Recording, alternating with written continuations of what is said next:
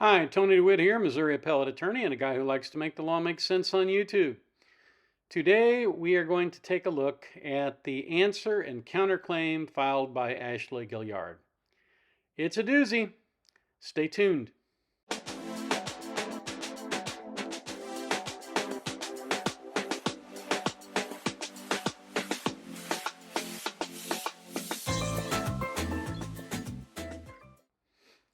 Now, I can't tell you how this lawsuit is going to come out. I can't tell you, for example, whether or not either party's claims are meritorious. In order to do that, we'd have to wait until the evidence is in. So I can't tell you which one of these folks has the better argument and which one of them is more likely to win than the other. I have my suspicions, and I certainly think that I'm a little biased in this regard because I tend to believe that people don't sue for no reason, and that I just tend to generally discredit the whole idea that psychics can play a role in any meaningful way in crime detection. Uh, they may indeed sometimes be involved in a criminal case, but they almost never materially contribute to getting the result that needs to be gotten. My bias going into this, just so I'm doing this above board, is that Professor Schofield has a pretty good claim here. And my bias is also that Ms. Gillard has badly underestimated what she needed to do in both an answer and a counterclaim, as well as misinterpreted both the federal law as well as the general tort law as it applies to law and lawyers. And we'll see that here in just a little bit. Here's what I can tell you, that facts and allegations that are pleaded by an attorney tend to have more weight and more credibility in a federal courtroom than do pleadings made by someone who has never pleaded a case before. And the reason that's true is because there are some intricate rules in the federal system that guide along how petitions and complaints are supposed to be drafted. Now, one of those is Rule 8. Rule 8 says that you should define your claim with a short, plain statement of the claim, meaning a short, plain statement showing all the elements of the claim and how the plaintiff was injured. And the same thing for an answer, a short, plain statement of the answers. And then following that, you have counterclaims, and the counterclaims have to be pleaded with a short, plain statement of what happened. You have to plead ultimate facts, but you don't usually have to plead evidentiary facts. For example, you can say the defendant breached the contract by failing to perform his obligations under it. And that is a short, plain statement of what the claim is all about. Now, if you want to know what obligations those were, you can find that out in discovery. And perhaps you can even plead a better complaint the second time around. You almost always have an opportunity to amend your complaint later on so that you can make your complaint better as you develop more and more evidence in the course of discovery. In fact, it's not uncommon in antitrust suits to see these kinds of claims pleaded 4 and 5 times, Fourth or Fifth Amendment petition. So the complaint should be drafted according to Rule 8, but there are some things that have to be drafted a little differently. One of those is any allegation of fraud or conspiracy. And allegations of fraud particularly have to be pleaded with particularity, meaning you have to show all 9 badges of fraud. I'm not going to go into that, but basically you have to do a lot more than just say someone defrauded you. You have to show the who, what, when, where, and why of how that happened. So these generalized pleading rules are important because they set up a way that your pleadings can be attacked later on. And there are a lot of pitfalls and minefields that are out there in the federal system that may not necessarily exist in a state system, and it is very, very easy to run afoul of them. In fact, one of the reasons why federal civil procedure is taught in law schools is because it's universal across the United States, and many states have, in some way or another, mostly adopted the federal rules to guide their courts. Knowing those rules and knowing the cases that interpret those rules are the most important thing you can know if you are going to sue someone and do it pro se. But even that may not be enough if you don't get all of the things into the complaint or the counterclaim that you're supposed to do. And when you answer someone else's complaint, you not only have to deny everything in there, but if you plead a counterclaim, in other words, you plead a claim for fraud in the counterclaim, you have to plead that with particularity. And that also is very important. Indeed, one of the claims that we'll see here in a little bit is 42 USC. One of the claims advanced by Ashley Gillard is 42 USC 1985.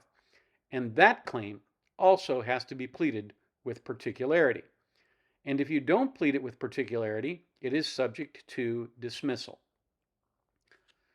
So before we get into this, I just wanted to go through the fact that there are multiple rules that apply and that you have to be very careful when you plead counterclaims that you don't unintentionally admit things that wind up hurting you in your primary defense of the case. So with that little introduction, let's get into the answer and counterclaim. This is Ashley Gillard's answer to the complaint and her counterclaim. So she basically, the answer is really pretty simple, and I'll just get right to it. She denies everything. She admits certain names and certain locations, but she generally denies everything. You can look through here, denies the allegations in 32 and 33 and 34, denies the allegations in paragraph 34 except the first two sentences, which she admits. And, you know, it's a very careful and well done denial and answer in that respect, but it doesn't provide a great deal of information simply because that's not what you do in an answer. You just deny everything. And that's essentially what she's done. But then she gets down to affirmative defenses. Now, affirmative defenses are defenses that you hold the burden of proof on. And most of these are absolutely not going to hold water. First, the venue is improper in this case because it impedes upon the interest of justice. This is nonsense. The venue in this case is proper because the harm was first felt in the District of Idaho. And the venue statute, the federal venue statute, allows in a litigation to go on in any location where a substantial number of the events occurred. Proper for this case because the events giving rise to the claims are the publishing of TikTok videos that took place on Ashley Gillard's TikTok social media page, which of course does not have any particular location. In fact, you can access it from any place in the United States, and in fact, she could be sued in any place in the United States because she is putting out videos that go out to all over the United States.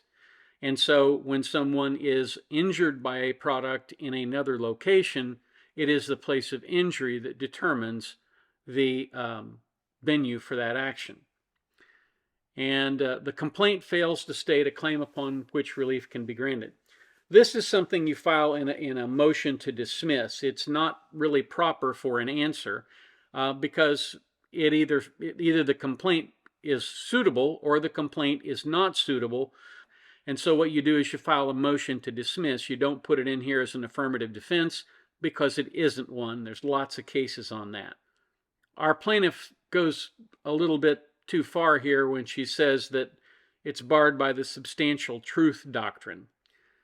And she repeats again in this pleading, Rebecca Schofield planned, ordered, and executed the murder of these students. That will probably be very interesting to Brian Koberger and his defense team since the evidence is almost all against him at this point. The really bad thing here for Ms. Gillard is that she has to prove that these allegations are substantially true. And psychic ability is not proof. It isn't even going to qualify you for expert witness status. She has to show in real and convincing ways that this actually happened. And given the fact that the state is going with a different defendant and is quite likely to get a judgment against him at some point, I think this is a big hill for her to try and climb. Now, this next one, she calls qualified privilege. And she says, this is a matter of public concern. There was a brutal murder. I did this to protect people. In fact, what she says is discovering and revealing the murderers with the intent to get them investigated and arrested is an act to warn others about harm or danger and bring resolution to the problem. These statements were made in the best interest of public safety. If they had been made in the best interest of public safety, they would have been made to law enforcement, not on a TikTok video. She made statements without actual malice, but that also is not true, because when she was made aware of the facts that this woman was nowhere near Moscow, Idaho, and also the fact that the police have now arrested someone else and found evidence that connects him to this crime, she has not made any attempt to recant any of her videos or apologize for that content. So there is, at least in Schofield's view, I'm sure, certainly enough evidence of actual malice. And qualified privilege doesn't get you where you want to go when you're talking about using psychic ability. Because anybody could say, well, I had a psychic vision that so-and-so did something, and therefore I wasn't defaming them, I was just telling people what my psychic vision was. I don't think that's going to cut the mustard in a federal court. The First Amendment claim, yes, you're trying to prevent me from working my religion and expressing myself, petitioning the government. This is just, there's absolutely nothing here that she can prove. Again, affirmative defenses you have to prove. She has to prove that Schofield in some way kept her from producing her TikTok videos and that kind of thing, which she clearly has not. In fact, I was quite surprised when I read the complaint that they did not ask for immediate injunctive relief. They certainly could have, but they did not. So, again, I think that this particular claim will fail. Now, this is the next one. The next one is really, it manifests a tremendous failure to understand what perjury is. Perjury is a statement made under oath. In other words, you raise your right hand and you say, I promise to tell the truth, the whole truth, and nothing but the truth, so help me God. And when you do that, anything you say after that that's not the truth is technically perjury. But putting stuff into a pleading is not perjury. It might be false, it might be frivolous, but it is definitely not perjury. And I don't believe that this is false or fraudulent or frivolous in any way, the plaintiff's complaint. I don't believe that. I believe, again, she's got to show this. She has to prove there is unethical conduct. She has to prove adultery, and she has to prove murder under this paragraph, and there's no way that she can do that. She does not have the tools or the access to the tools to do this, and merely making the statements doesn't get her there.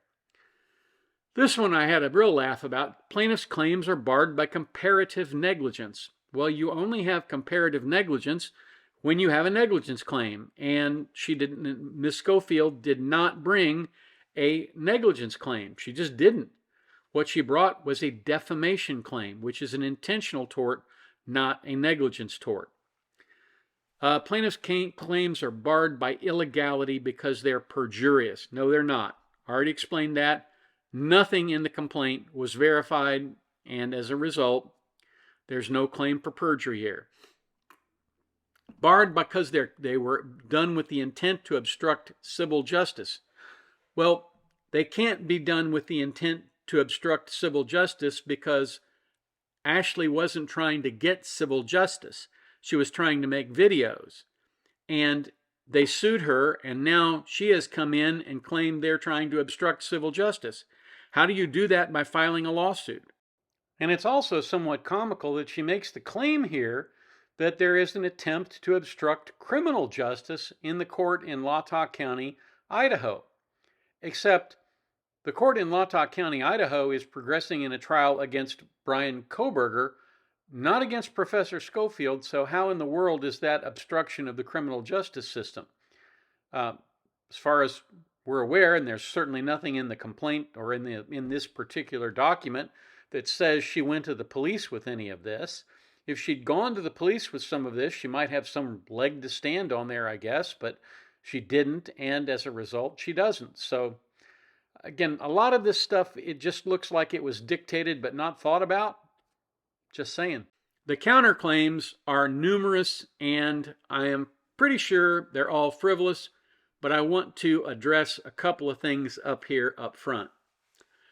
First of all, she not only sues Professor Schofield, but she sues all of her attorneys and the law firm.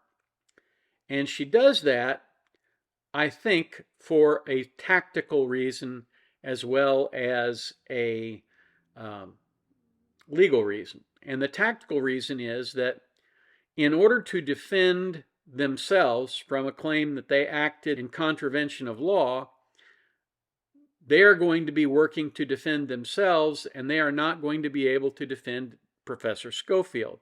So what the counterclaim plaintiff here has done, what Gilliard has done, is essentially force these three attorneys to withdraw and make Schofield find other counsel to represent her.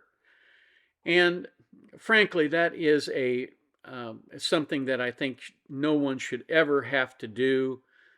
If this was done tactically, that's one thing. If it was done ignorantly, that's another. But generally speaking, courts really hate it when you sue attorneys based on what they put into a pleading. While they have sued all of these attorneys, my guess is that the lawsuit against the attorneys will not last very long. And that is because of something that I think most people don't know about, which is called litigation privilege.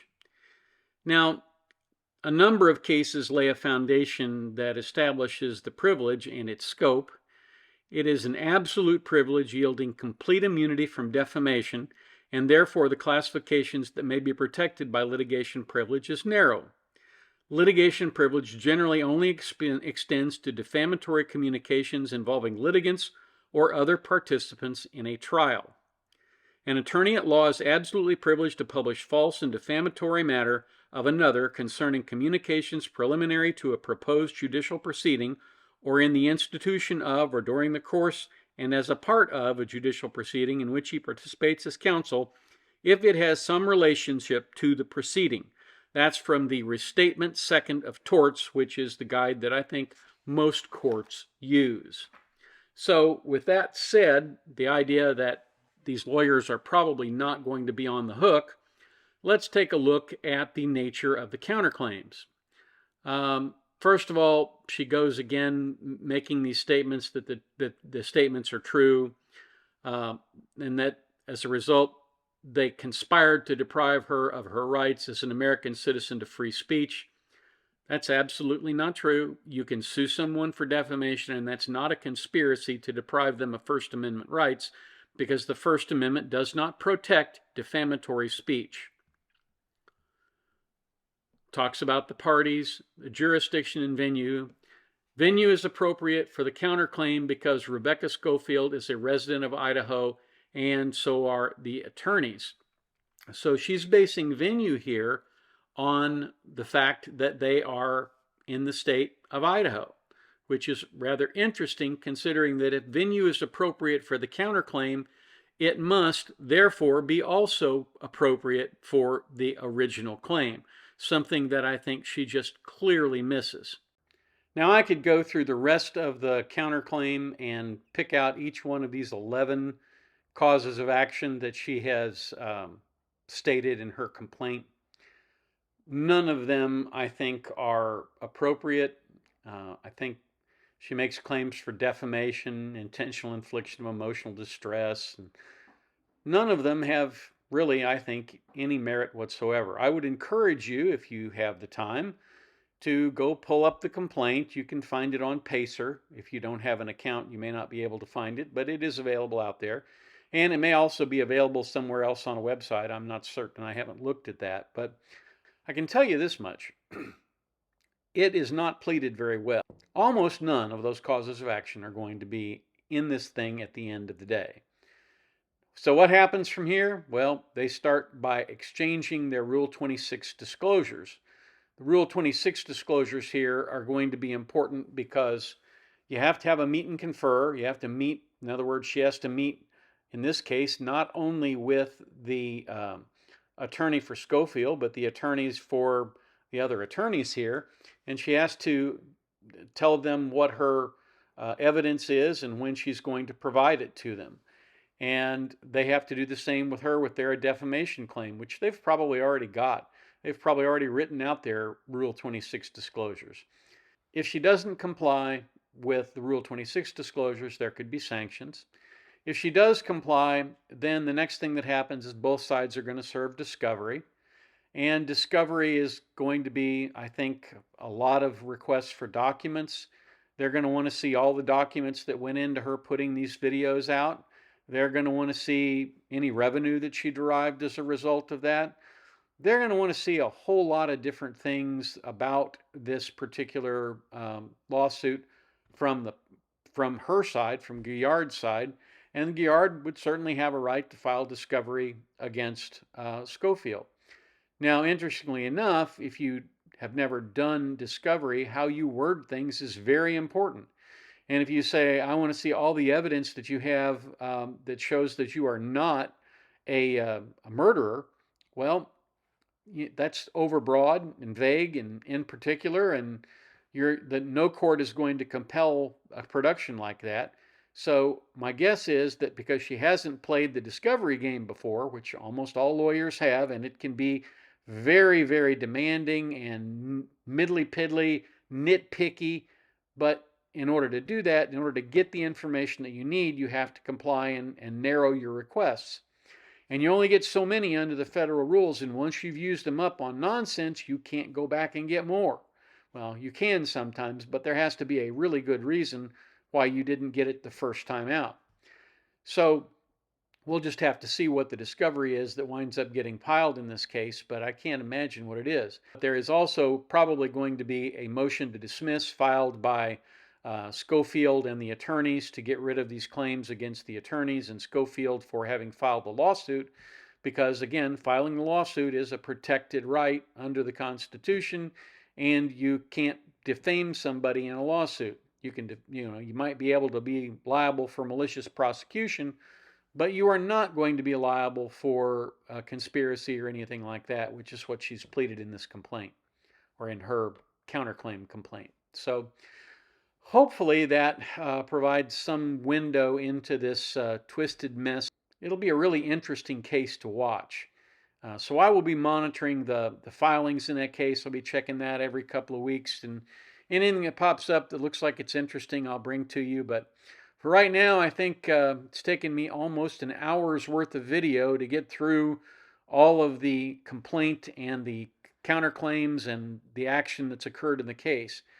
If you have any questions, please feel free to leave them in the comments down below. Like, share, subscribe, all the things we ask.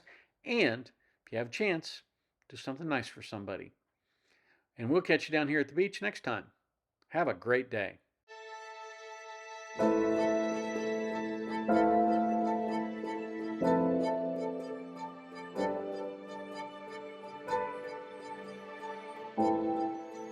If you like this video, here are a few others you might try, and don't forget to subscribe. Have a terrific day, guys.